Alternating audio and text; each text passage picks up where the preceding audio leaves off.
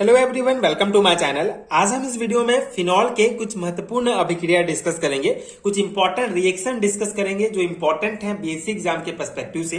इस particular video में detail में समझेंगे कि फिनॉल का सल्फोनीकरण क्या होता है, नाइट्रीकरण क्या होता है, हेलोजिनीकरण क्या होता है एंड ऑक्सीकरण क्या होता है। तो ये चार इंपॉर्टेंट रिएक्शन हम डिटेल में समझेंगे कि इन रिएक्शंस के द्वारा कौन से प्रोडक्ट प्राप्त होते हैं, किस प्रकार के रिएक्शंस कंप्लीट होते हैं।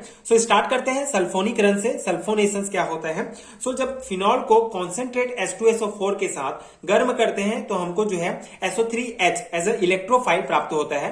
ये जो इलेक्ट्रोफाइल होता है ये ortho positions and para positions में आके जुड़ जाता है। ठीक है, फिनॉल के ऑर्थो या पैरा पोजिशंस में आके जुड़ेगा। ये डिपेंड करेगा कि कितना गर्म करेंगे। अगर हम कम गर्म करते हैं तो ये जो SO3 है फिनॉल के ऑर्थो पोजिशंस में आके जुड़ेगा और हमको ऑर्थोफिनॉल सल्फोनिक एसिड प्राप्त होगा।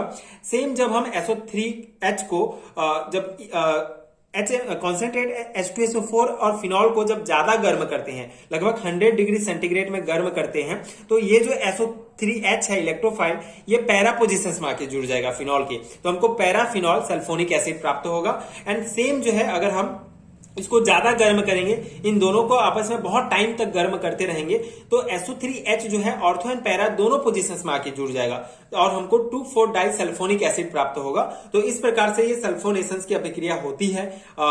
फिनॉल एंड कॉन्सेंट्रेट H2SO4 आपस में रिएक्ट करके SO3H जो है ऑर्थो पैरा पोजीशंस या ऑर्थो पैरा दोनों पोजीशंस में जुड़ जाता है और इस प्रकार के हमको कंपाउंड प्राप्त होते हैं एज अ प्रोडक्ट। ठीक है, तो इसी को ही फिनॉल का सल्फोनीकरण कहा जाता है। बहुत इंपॉर्टेंट है, यहाँ से बेसिक एग्जाम्स में 20 से क्वेश्चंस पूछे जाते हैं कि 2,4-डाई सल्फोनिक एसिड कैसे प्राप्त होगा। ठीक है, तो सल्फोनीकरण की अभिक्रिया क्या है। तो ये सिंपल से रिएक्शन से आपको ध्यान रखने हैं। जो सेकंड हमारा रिएक्शन है ये है नाइट्रीकरण। ठीक है, नाइट्रेशन क्या होता है? नाइट्रेशन क्या है? जब फिनॉल को डाइल्यूट HNO3 के साथ जब हम गर्म करते हैं तो यहाँ भी हमको NO2 एज अ इलेक्ट्रोफाइल प्राप्त होता है, एज अ इलेक्ट्रोफाइल। फिर ये जो NO2 है ये ऑर्थो एंड पैरा पोजिशंस में फिनॉल के जाके जुड़ेगा। ठीक है, जब ऑर्थो पोजिशन मतलब जब कम गर्म करेंगे डाइल्यूट HNO3 एंड फिनॉल को जब कम गर्म करेंगे तो हमको ऑर्थो नाइट्रोफिनॉल प्राप्त होगा। एंड जब ज्यादा गर्म करते हैं तो हमको पैरा नाइट्रोफिनॉल प्राप्त होता है।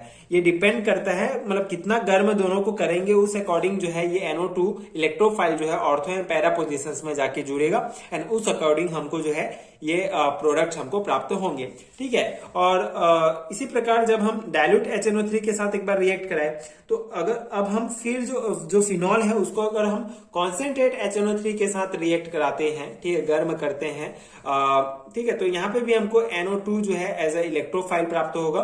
तो ये NO2 जो है ऑर्थो एंड पैरा दोनों पोजीशंस में आके जुड़ जाएगा। ठीक है, इस प्रकार से 2, 4, 6 तीनों पोजीशंस में आके जो है NO2 जुड़ जाएगा जब कॉन्सेंट्रेट HNO3 के साथ रिएक्ट कराएंगे और हमको 2,4,6 नाइट्रोफिनॉल प्राप्त होगा। ठीक है, इसको पिक्रिक एसिड कहा जाता है, पिक्रिक अम्ल कहा जाता है, ये आपको ध्यान रखना है।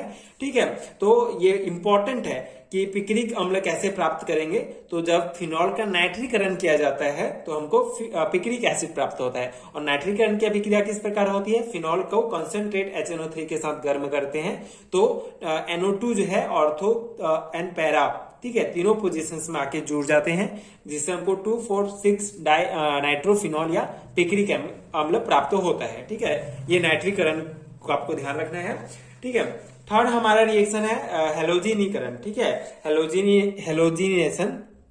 तो सिंपल सा इसके नाम से स्पष्ट है कि जब हम फिनॉल को हेलोजेंस के साथ रिएक्ट कराते हैं तो हमको जो है 2,4,6 ट्राइब्रोमोफिनॉल प्राप्त होता है। ठीक है, मतलब हेलोजेंस के साथ ब्रोमीन, क्लोरीन, आयोडीन किसी के साथ भी आप रिएक्ट करा सकते हैं। मेनली हेलोजिनीकरण मतलब कि हेलोजेंस के साथ रिएक्ट कराएंगे। तो फिनॉल का रिएक्शन जब ब्रोमीन जल से कराई जाती है तब 2,4,6 ट्राइब्रोमोफिनॉल प्राप्त होता है। ठीक है, ये सिंपल सा हेलोजिनीकरण का सिंपल सा डेफिनेशन है, ये रिएक्शन है कि फिनॉल को हम 3Br2 के साथ, ठीक है, ब्रोमीन जल के साथ रिएक्ट कराए तो हमको ये 2,4,6 ट्राइब्रोमोफिनॉल प्राप्त हुआ। ये जो Br है ये तीनों पोजीशंस में आके जुड़ जाएगा। ठीक है, 3 Br यहाँ पे जुड़ गया। अब यहाँ पे HBr भी हमको प्राप्त होगा क्योंकि यहाँ पे 3Br2 है। ठीक है, तो ये जो Br जो बचे हुए हैं, ठीक है, एक एक Br तो यहाँ पे कार्बन के साथ जुड़ जाएंगे। उसके बाद कार्बन के साथ साथ यहाँ हाइड्रोजन भी प्रेजेंट है। तो ये जो Br है ये हाइड्रोजन के साथ जो है बॉन्ड बना के HBr के रूप में इस रिएक्शन से बाहर निकलेंगे और इस प्रकार हेलोजेनिकरण से हमको 2,4,6 ट्राइब्रोमोफिनॉल प्राप्त होगा। इसके अलावा जब फिनॉल को, ठीक है, CH2CCl4 के प्रेजेंस में ब्रोमीन के साथ गर्म किया जाता है तो हमको ऑर्थो एंड पैरा ब्रोमोफिनॉल प्राप्त होगा। ठीक है, जैसे हमने सल्फोनीकरण एंड नाइट्रीकरण में डिस्कस किया कि जब फिनॉल को, ठीक है, जब फिनॉल को हम हेलोजन के साथ, ठीक है, Br2 के साथ CH2 या फिर CCl4 की उपस्थिति में गर्म करते हैं तो ये जो Br है ये ऑर्थो या पैरा पोजिशंस में आके जुड़ जाएगा। ये भी डिपेंड करेगा कि कितना गर्म करेंगे। ठीक है, कम गर्म करेंगे तो Br ऑर्थो पोजिशंस में आके जुड़ेगा, ज्यादा करेंगे तो जो Br है वो पैरा पोजिशंस में आके जुड़ेगा। तो इस प्रकार से फिनॉल को जब हम हेलोजेंस के साथ ब्रोमीन के साथ रिएक्ट कराते हैं तो ortho bromophenol and para bromophenol हमको प्राप्त होता है। इसी जो फोर्थ रिएक्शन है हमारा ऑक्सीडेशन रिएक्शन, ऑक्सीकरण रिएक्शन, इसमें क्या होगा, फिनॉल के क्रोमिक अम्ल द्वारा ऑक्सीडेशन से संयुग्मिक डाइकीटोन बनता है जिसे बेंजाक्विनोन कहा जाता है। ठीक है, सिंपल सा है, फिनॉल का रिएक्शन जो है क्रोमिक अम्ल द्वारा, ठीक है, मतलब फिनॉल का ऑक्सीडेशन किसके द्वारा होता है, क्रोमिक एसिड के द्वारा कराया जाता है। ठीक है, फिनॉल का ऑक्सीडेशन जो है क्रोमिक एसिड द्वारा कराया जाता है तो हमको डाइकीटोन प्राप्त होता है। ठीक है, ये हमको डाइकीटोन प्राप्त होता है, इसे बेंजाक्विनोन भी कहा जाता है और ये ऑक्सीडेशन रिएक्शन से हमको प्राप्त होता है। तो ऑक्सीडेशन रिएक्शन, फिनॉल का ऑक्सीडेशन रिएक्शन में आपको क्या ध्यान रखना है कि फिनॉल का ऑक्सीडेशन जब क्रोमिक एसिड के द्वारा कराया जाता है H2SO4 की उपस्थिति में तो पैरा बेंजाक्विनोन हमको प्राप्त होता है जिसे डाइकीटोन भी कहा जाता है। ये ऑक्सीडेशन रिएक्शन से रिलेटेड आपको याद रखना है।